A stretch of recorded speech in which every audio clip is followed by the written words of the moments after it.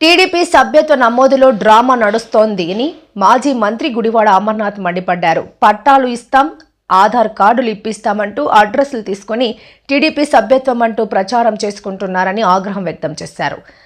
ముచ్చర్లలో వైఎస్ఆర్సీపీ బలంగా ఉందని, అక్కడ 100% టీడీపీ సభ్యత్వం అన్నది పెద్ద అబద్ధమని కొట్టిపారేశారు. శనివారం మాజీ మంత్రి గుడివాడ అమర్నాథ్ విశాఖలో మీడియాతో మాట్లాడారు. సరే, ప్రజాస్వామ్యంలో ఏ రాజకీయ పార్టీతో ఎవరు ఉండాలనేటువంటిది ప్రజల తాలూకా నిర్ణయం. ప్రతి గ్రామంలో వివిధ రాజకీయ పార్టీలకు సంబంధించినటువంటి నాయకత్వాలు, ఆయా రాజకీయ పార్టీలకు సంబంధించినటువంటి ఆలోచన విధానాల్ని నమ్మి వెంట నడిచేటువంటి ప్రజలు ప్రతి గ్రామంలో ప్రతి ప్రాంతంలో కూడా ఉంటారు. అయితే లేనిది ఉన్నట్టుగా సృష్టించి తద్వారా రాజకీయంగా లబ్ధి పొందుదాం అనేటువంటి ప్రయత్నం చేయడం అనేటువంటిది కరెక్ట్ కాదు.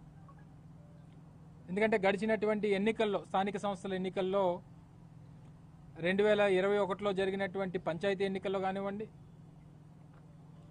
లేదా తర్వాత అదే సంవత్సరంలో తర్వాత జరిగినటువంటి ఎంపీటీసీ ఎన్నికల్లో కానివ్వండి, లేదా 2019లో మా పార్టీ అభ్యర్థి అప్పుడు గెలిచినప్పుడు వచ్చినటువంటి ఓట్లు చూసినప్పుడు కానీ, లేదా మొన్న 2024లో మా పార్టీ అభ్యర్థి ఓడిపోయినప్పటికీ వచ్చినటువంటి ఓట్ల శాతం చూస్తే కానీ ఎక్కడ కూడా వన్ సైడెడ్ తీర్పు అనేటువంటిది వైఎస్ఆర్ కాంగ్రెస్ పార్టీకి వ్యతిరేకంగా ఇచ్చినటువంటి సందర్భాలు ఎప్పుడూ లేవు. అక్కడ యునానిమస్గా మా పార్టీ అభ్యర్థి సర్పంచ్గా ఎన్నికయ్యారు. అందులో ఉన్నటువంటి 10 మంది వార్డు మెంబర్లు యునానిమస్గా మాకు ఎంపికయ్యారు. తర్వాత జరిగినటువంటి ఎంపీటీసీ ఎన్నికల్లో మా పార్టీ సింబల్ మీద గెలిచినటువంటి ఎంపీటీసీ ఎన్నికయ్యారు. మొన్న 2024లో జరిగినటువంటి ఎన్నికల్లో రాష్ట్రంలో అతిపెద్ద నియోజకవర్గం, మెజారిటీ కూడా ఆ రకంగానే ఆ రోజు వచ్చినప్పుడు, అప్పుడు కూడా పోనీ ఆ గ్రామంలో ఏదైనా వన్ సైడెడ్గా తీర్పు వచ్చిందానంటే 1350 పైచిలకు ఓట్లు పోలైతే 600 ఓట్లు వైఎస్ఆర్ కాంగ్రెస్ పార్టీకి, 750, 160 ఓట్ల మెజారిటీ తెలుగుదేశం పార్టీకి ఆ గ్రామంలో వచ్చాయి. మా పార్టీకి సంబంధించినటువంటి ఆ గ్రామ సర్పంచ్ గారు కానీ, ఎంపీటీసీ గారు కానీ, వైస్ ప్రెసిడెంట్ గారు కానీ, వార్డు మెంబర్లు కానీ, మాజీ ఎంపీటీసీ, మాజీ సర్పంచ్ గారు అందరితో పాటు ఆ గ్రామంలో వైఎస్ఆర్ కాంగ్రెస్ పార్టీకి సంబంధించినటువంటి ముఖ్య కార్యకర్తలు అందరూ కూడా ఇక్కడే ఉన్నారు. మరి 100% సభ్యత్వం ఏ రకంగా జరిగింది అంటే మిమ్మల్ని మీరు మోసం చేసుకుంటున్నారా, లేదా ప్రజల్ని మభ్యపెడుతున్నారా, లేదా ఇంకేమన్నా దీని వెనకాల కాన్స్పిరసీ అనేటువంటిది, దీనికి వెనకాల ఇంకేమన్నా ఉందా అని చెప్పి దీని మీద నలుగురు ముఖ్య నాయకులతో మాట్లాడితే మరికొన్ని వాస్తవాలు అనేటువంటి బయటకు వచ్చాయి. అక్కడ స్థానికంగా ఉన్నటువంటి కొంతమంది వ్యాపారస్తులు గడిచినటువంటి 6 నెలలుగా చేస్తున్నటువంటి ఇల్లీగల్ యాక్టివిటీస్ మీ అందరికీ తెలుసు. 2024 ఎన్నికలు అయిపోయిన తర్వాత ఎక్కడికక్కడ పేకాట క్లబ్బులు కానీ, ఎక్కడికక్కడ బెల్ట్ షాపులు కానీ, ఎక్కడికక్కడ ఏవైతే ఇల్లీగల్ యాక్టివిటీస్ అనేటువంటివి ఏ రకంగా రాష్ట్ర వ్యాప్తంగా కొనసాగుతూ ఉన్నాయనేటువంటిది మనం చూస్తూ ఉన్నాం. చివరికి రోడ్ల మీద పెట్టుకున్నటువంటి బడ్డీల దగ్గర నుంచి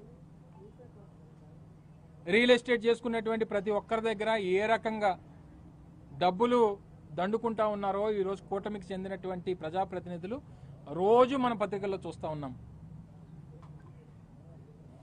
తీరా ఎందుకు ఇది జరిగింది, ఎందుకు ఈ రకంగా బయటకు వచ్చిందని అంటే,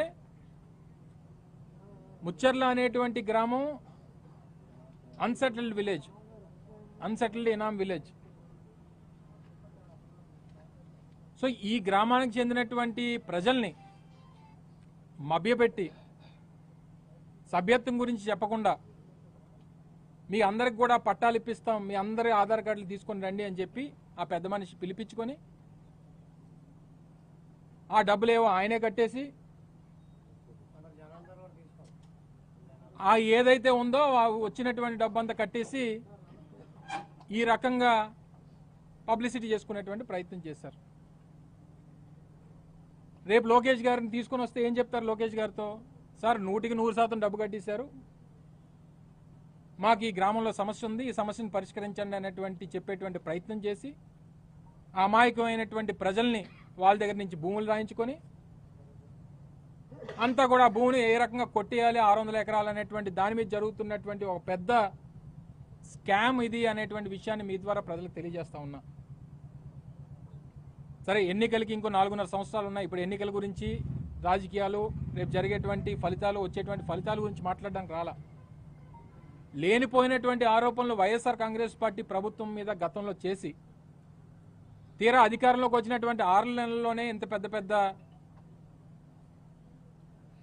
విషయాల్ని మీరు టేకప్ చేసి మీరు ఈ రకంగా భూములు కొట్టేసేటువంటి, పేద ప్రజల దగ్గర నుంచి భూములు కొట్టేసేటువంటి ప్రయత్నం చేస్తే ఆ ప్రజల తాలూకా భవిష్యత్ ఏంటి? ఆ గ్రామంలో ఉన్నటువంటి, ఆ భూమిని నమ్ముకుని ఉన్నటువంటి ఆ గ్రామస్తుల తాలూకా పరిస్థితులు ఏంటి? మరి ముఖ్యంగా రానటువంటి కాలంలో అదే ప్రాంతంలో క్లబ్బులు నడుపుతా ఉన్నారు. కొంతమంది చెప్తా ఉన్నారు రాత్రి 11 నుంచి తెల్లవారుజామున వరకు క్లబ్బులు నడుస్తూ ఉన్నాయి. ఆయన చుట్టుపక్కల ఉన్నటువంటి గ్రామాలని ఆయన తెలుగుదేశం పార్టీ కోసం డబ్బు ఖర్చు పెట్టి, మొన్న ఎన్నికల్లో డబ్బులు ఖర్చు పెట్టాడు, దాన్ని 6 నెలల్లోనే మళ్ళీ తిరిగి చక్కబెట్టుకున్నాడు అనేటువంటి విషయాన్ని స్థానికంగా ఉన్నటువంటి ప్రజలు చెప్తున్నటువంటి మాట. కాదని చెప్పి ఎవరన్నా చెప్పానండి? రేపు ఈ రకంగా అక్కడ ఉన్నటువంటి 600 ఎకరాలు ఆ గ్రామంలో అన్సెటిల్డ్ గ్రామం ఏదైతే ఉందో ఆ భూమిని కొట్టేసేటువంటి దానికి చేసేటువంటి పెద్ద కుట్ర ఇది అనేటువంటి విషయాన్ని మరొకసారి తెలియజేస్తా ఉన్నా.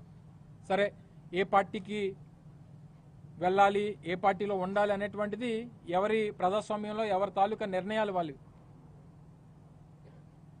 ఏ నిర్ణయం ఎవరిది అయినప్పటికీ దీని వెనక ఇంత పెద్ద కుట్ర ఉంది అనేటువంటి విషయాన్ని